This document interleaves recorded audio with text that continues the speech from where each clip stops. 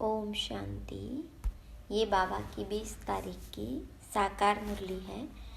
सार है मुरली का, मीठे बच्चे अपनी रॉयल चलन से सेवा करनी है। श्रीमत पर बुद्धि को रिफाइन बनाना है। माताओं का रिगार्ड रखना है। प्रश्न, कौन सा कर्तव्य एक बाप का है, किसी मनुष्य का नहीं? तो बाबा ने कहा, सारे विश्व में पीस स्थापन करना यह कर्तव्य बाप का है। मनुष्य भल कितनी भी कॉन्फ्रेंस आदि करते रहे, पीस हो नहीं सकती। शांति का सागर बाप जब बच्चों से पवित्रता की प्रतिज्ञा कराते हैं, तब पीस स्थापन होती है। पवित्र दुनिया में ही शांति है। तुम बच्चे यह बात सबको बड़ी युक्ति से और भब्के से समझाओ, तब बाप का नाम बाला हो। गीत, मैं एक नन्हा सा बच्चा हूँ। ओम शांति। यह गीत तो भक्ति मार्ग का गाया हुआ है, क्योंकि एक तरफ भक्ति का प्रभाव है, दूसरे तरफ अज्ञान का प्रभाव है। भक्ति और ज्ञान में रात दिन का फर्क है। कौन सा फर्क है? यह तो बहुत सहज है। भक्ति है रात और ज्ञान है दिन। भक्ति में है दुख। जब भक्त दुखी होते हैं तो भगवान को पुकारते हैं, फिर भगवान को आना पड़ता है दुखियों का दुख दूर करने। फिर बाप से पूछा जाता है, ड्रामा में क्या कोई भूल है? बाबा कहते हैं, हाँ, बड़ी भूल है जो तुम मुझे भूल जाते हो। कौन भुलाते हैं? माया, रावण। बाबा बैठ समझाते हैं, बच्चे यह खेल बना हुआ है। स्वर्ग और नरक होता तो भारत में ही है। भारत में ही कोई मरता है तो कहते हैं वैकुंठवासी हुआ। यह तो जानते नहीं कि स्वर्ग अथवा वैकुंठ कब होता है। जब स्वर्ग होता है तो मनुष्य पुनर्जन्म जरूर स्वर्ग में ही लेंगे। अभी तो है ही नरक, तो पुनर्जन्म भी जरूर नरक में ही लेंगे। जब तक स्वर्ग की स्थापना हो, मनुष्य यह बातें नहीं जानते हैं। एक है ईश्वरीय अथवा राम संप्रदाय, दूसरा है रावण संप्रदाय। सतयुग त्रेता में है राम संप्रदाय, उनको कोई दुख नहीं है। अशोक वाटिका में रहते हैं। फिर आधा कल्प बाद रावण राज्य शुरू होता है। अब बाबा फिर से आदि सनातन देवी देवता धर्म स्थापन करते हैं। वह है सबसे सर्वोत्तम धर्म। धर्म तो सब है ना। धर्मों की कॉन्फ्रेंस होती है। भारत में अनेक धर्म वाले आते हैं, कॉन्फ्रेंस करते हैं। अब जो भारतवासी धर्म को मानने वाले ही नहीं, वह कॉन्फ्रेंस क्या करेंगे? वास्तव में भारत का प्राचीन धर्म तो है ही आदि सनातन देवी देवता धर्म। हिंदू धर्म तो है नहीं, सबसे ऊंच है देवी देवता धर्म। अब कायदा कहता है सबसे ऊंच से ऊंच धर्म वाले को गद्दी पर बिठाना चाहिए। सबसे आगे किसको बिठाएं? इस पर भी कभी उन्हों का झगड़ा लग पड़ता है। जैसे एक बार कुंभ के मेले में झगड़ा हो गया था। वह कहे पहले हमारी सवारी चले, वह कहे पहले हमारी, लड़ पड़े थे। तो अब इस कॉन्फ्रेंस में बच्चों को यह समझाना है कि ऊंच से ऊंच कौन सा धर्म है, वह तो जानते नहीं। बाबा कहते हैं आदि सनातन है ही देवी देवता धर्म, जो अब प्राय लोप हो गया है और अपने को हिंदू कहलाने लग पड़े हैं। अब चीन में रहने वाले अपना धर्म चीन तो नहीं कहेंगे। वो लोग तो जिसको नामी ग्रामी देखते हैं उनको मुख्य करके बिठा देते हैं। कायदे अनुसार कॉन्फ्रेंस में बहुत तो आ नहीं सकते, सिर्फ रिलीजन के हेड्स को ही निमंत्रण दिया जाता है। बहुतों से फिर बहुत बोलचाल हो जाता है। अब उन्हों को राय देने वाला तो कोई है नहीं। तुम हो ऊंच से ऊंच देवी देवता धर्म वाले, अब देवता धर्म की स्थापना कर रहे हो। तुम ही बता सकते हो भारत का जो मुख्य धर्म है, जो सब धर्मों का माई बाप है, उनके हेड को इस कॉन्फ्रेंस में मुख्य बनाना चाहिए। गद्दी नशीन उनको करना चाहिए, बाकी तो सब है उनके नीचे। तो मुख्य बच्चे जो हैं उनकी बुद्धि चलनी चाहिए। भगवान अर्जुन को बैठ समझाते हैं, संजय यह है, अर्जुन तो है रथी, उनमें रथवान है बाप। वह समझते हैं रूप बदलकर श्री कृष्ण के तन में आकर ज्ञान दिया है, परंतु ऐसे तो है नहीं। अब प्रजापिता भी है, त्रिमूर्ति के ऊपर बहुत अच्छी रीति समझाया जा सकता है। त्रिमूर्ति के ऊपर शिव बाबा का चित्र जरूर चाहिए। वह है सूक्ष्म वतन की रचना। बच्चे समझते हैं यह विष्णु है पालन करता, प्रजापिता ब्रह्मा है स्थापन करता, तो उनका भी चित्र चाहिए। यह बड़ी समझ की बात है। बुद्धि में रहता है प्रजापिता ब्रह्मा जरूर है, विष्णु भी तो चाहिए। जिससे स्थापना कराएंगे उससे ही पालना भी कराएंगे। स्थापना कराते हैं ब्रह्मा से, ब्रह्मा के साथ सरस्वती आदि बहुत बच्चे हैं। वास्तव में यह भी पति से पावन बन रहे हैं। तो कॉन्फ्रेंस में आदि सनातन देवी देवता धर्म की हेड जगदम्बा होनी चाहिए, क्योंकि माताओं का बहुत मान है। जगत अम्बा का मेला बड़ा भारी लगता है। वह है जगत पिता की बेटी। अब आदि सनातन देवी देवता धर्म की स्थापना हो रही है। गीता एपिसोड रिपीट हो रहा है। यह वही महाभारत की लड़ाई सामने खड़ी है। बाबा भी कहते हैं, मैं कल्प कल्प कल्प के संगम युग पर आता हूँ, भ्रष्टाचारी दुनिया को श्रेष्ठाचारी बनाने। जगत अम्बा गॉडेज ऑफ नॉलेज गाई हुई है, उनके साथ ज्ञान गंगाएं भी है। उनसे पूछ सकते हैं कि उनको यह नॉलेज कहाँ से मिली हुई है। नॉलेजफुल गॉडफादर तो एक ही है, वह नॉलेज कैसे दे? जरूर उनको शरीर लेना पड़े। तो ब्रह्मा मुख कमल से सुनाते, हे माताएं बैठ समझाएगी। कॉन्फ्रेंस में उन्हों को यह मालूम होना चाहिए कि बड़ा धर्म कौन सा है।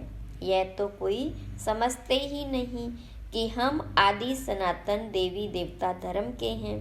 बाबा कहते हैं, यह धर्म जब प्रायलोप हो जाता है तो मैं आकर फिर स्थापन करता हूँ। अभी देवता धर्म है नहीं, बाकी 3 धर्मों की वृद्धि होती जा रही है, तो जरूर देवी देवता धर्म फिर से स्थापन करना पड़े, फिर यह सब धर्म रहेंगे ही नहीं। बाबा आते ही हैं आदि सनातन देवी देवता धर्म की स्थापना करने।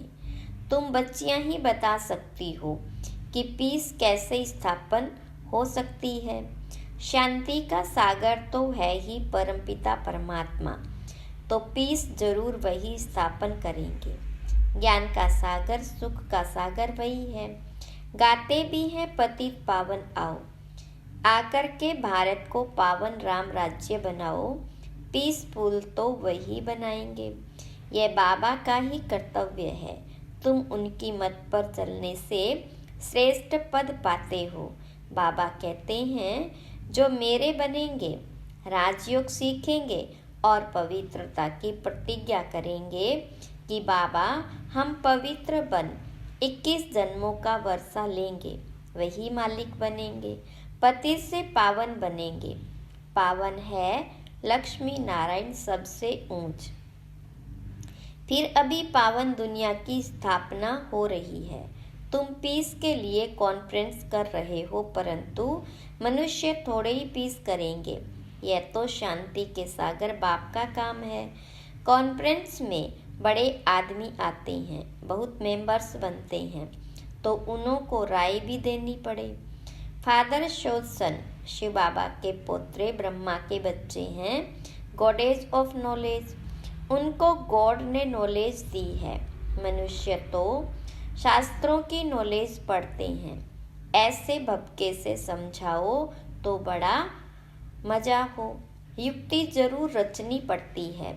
एक तरफ उन्हों की कॉन्फ्रेंस हो और दूसरे तरफ फिर तुम्हारी भी भपके से कॉन्फ्रेंस हो। चित्र भी क्लियर है, जिनसे झट समझ जाएंगे। उनका ऑक्यूपेशन अलग है, उनका अलग है। ऐसे थोड़े सब एक ही एक है, नहीं, सभी धर्मों का पार्ट अलग अलग है। शांति के लिए मिल करके कार्य करते हैं। कहते हैं रिलीजन इज माइट, परंतु सबसे ताकत वाला कौन? वही आकर के पहला नंबर देवी देवता धर्म की स्थापना करते हैं। यह तुम बच्चे ही जानते हो। दिन प्रतिदिन तुम बच्चों को पॉइंट्स मिलती रहती है। समझाने की पावर भी है। योगी की पावर अच्छी होगी। बाबा कहते ज्ञानी तू आत्मा ही मुझे प्रिय है। ऐसे नहीं कि योगी प्रिय नहीं है। जो ज्ञानी होंगे वह योगी भी जरूर होंगे। योग परमपिता परमात्मा के साथ रखते हैं। योग बगैर धारणा नहीं होगी। जिनका योग नहीं है तो धारणा भी नहीं, क्योंकि देह अभिमान बहुत है। बाबा तो समझाते हैं आसुरी बुद्धि को दैवी बुद्धि बनाना है। पत्थर बुद्धि को पारस बुद्धि बनाने वाला बाप ईश्वर है। रावण आकर के पत्थर बुद्धि बनाते हैं। उन्हों का नाम ही है आसुरी संप्रदाय। देवताओं के आगे कहते हैं हमारे में कोई गुण नहीं, हम कामी कपटी हैं। तो माताएं अच्छी रीति समझा सकती हो। मुरली चलाने का इतना हौसला चाहिए। बड़ी बड़ी समस्याओं में ऐसी बातें करनी बड़ी बड़ी सभाओं में ऐसी बातें करनी पड़े। मम्मा है गॉडेज ऑफ नॉलेज। ब्रह्मा को कभी गॉडेज ऑफ नॉलेज नहीं कहा जाता। सरस्वती का नाम गाया हुआ है।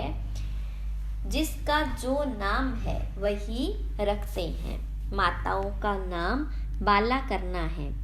कई गोपों को बहुत दे अभिमान है। समझते हैं हम Brahma Kumar God of knowledge नहीं है। क्या? अरे खुद ब्रह्मा ही अपने को गॉडेज ऑफ नॉलेज नहीं कहते। माताओं का बहुत रिगार्ड रखना पड़े। यह माताएं ही जीवन पलटाने वाली है। मनुष्य से देवता बनाने वाली है। माताएं भी है, कन्याएं भी है। अदर कुमारी का राज तो कोई समझते नहीं है। बल शादी की हुई है तो भी ब्रह्मा कुमारियां हैं। यह बड़ी वंडरफुल बातें हैं। जिन्हों को बाबा से वर्षा लेना है वह समझते हैं। बाकी जिनकी तकदीर में नहीं है वह क्या समझेंगे। नंबरवार दर्जे जरूर है। वहाँ भी कोई दास दासियां होंगे, कोई प्रजा होंगे। प्रजा भी चाहिए। मनुष्य सृष्टि वृद्धि को पाती रहेगी तो प्रजा भी वृद्धि को पाती रहेगी। तो ऐसी कॉन्फ्रेंस जो होती है उसके लिए जो अपने को मुख्य समझते हैं उनको तैयार रहना चाहिए। जिनमें ज्ञान नहीं है वह जैसे छोटे ठहरे। इतनी बुद्धि नहीं। देखने में बल बड़े हैं परंतु बुद्धि नहीं है। वे छोटे हैं। कोई कोई की बुद्धि बड़ी अच्छी है, सारा मदार बुद्धि पर है। छोटे छोटे भी तीखे चले जाते हैं। कोई की समझाने में बड़ा मिठास होता है, बातचीत बड़ी रॉयल करते हैं। समझेंगे ये रिफाइन बच्चे हैं। चलन से भी शो होता है ना। बच्चों की चलन बहुत रॉयल होनी चाहिए। कोई अनरॉयल काम नहीं करना चाहिए। नाम बदनाम करने वाले ऊंच पद पा नहीं सकते। शिव बाबा का नाम बदनाम करते हैं तो बाबा का भी हक है समझाने का। अच्छा, मीठे मीठे सिकिलदे बच्चों प्रति माता पिता बाप दादा का याद प्यार और गुड मॉर्निंग। रूहानी बाप की रूहानी बच्चों को नमस्ते। रूहानी बच्चों की रूहानी बाप दादा को याद प्यार गुड मॉर्निंग और नमस्ते। रात्रि क्लास है। अब तुम बच्चे समझते हो कि हम जीव आत्माएं परमपिता परमात्मा के सन्मुख बैठे हैं। इसको ही मंगल मिलन कहा जाता है, गाया जाता है ना। मंगलम भगवान विष्णु, अभी मंगल है ना मिलन का। भगवान वर्षा देते हैं विष्णु कुल का, इसलिए उनको मंगलम भगवान विष्णु कहा जाता है। जब बाबा मिलते हैं जीव आत्माओं से, वह मिलन बड़ा सुंदर है। तुम भी समझते हो अभी हम ईश्वरीय बच्चे बने हैं, ईश्वर से अपना वर्षा लेने के लिए। बच्चे जानते हैं ईश्वर के वर्षे बाद दैवी वर्षा मिलता है, अर्थात स्वर्ग में पुनर्जन्म मिलता है। तो तुम बच्चों को खुशी का पारा चढ़ना चाहिए। तुम जैसा खुश नसीब व सौभाग्यशाली तो कोई नहीं दुनिया में, सिवाय ब्राह्मण कुल के और कोई भी भाग्यशाली हो नहीं सकता। विष्णु कुल सेकंड नंबर में हो गया, वह दैवी गोद में हो जाती। अभी ईश्वर गोद में है, यह तो ऊंच ठहरे ना।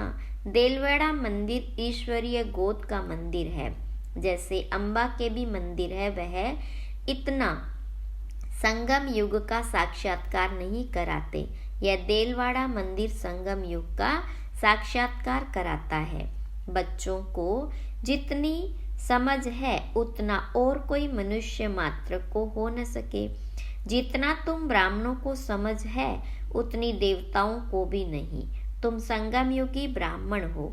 वह संगम युगी ब्राह्मणों की महिमा करते हैं, कहते हैं ब्राह्मण सो देवता बनते हैं। ऐसे ब्राह्मणों को नमः। ब्राह्मण ही नरक को स्वर्ग बनाने की सर्विस करते हैं।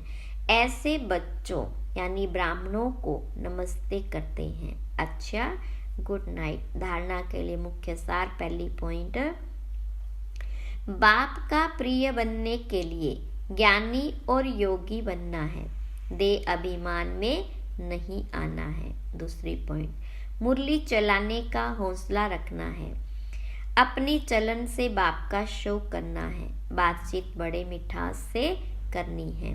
वरदान, कर्म भोग को कर्म योग में परिवर्तन कर सेवा के निमित्त बनने वाले भाग्यवान भव। विस्तार है, तन का हिसाब किताब कभी प्राप्ति व पुरुषार्थ के मार्ग में विघ्न अनुभव न हो। तन कभी भी सेवा से वंचित होने नहीं दे।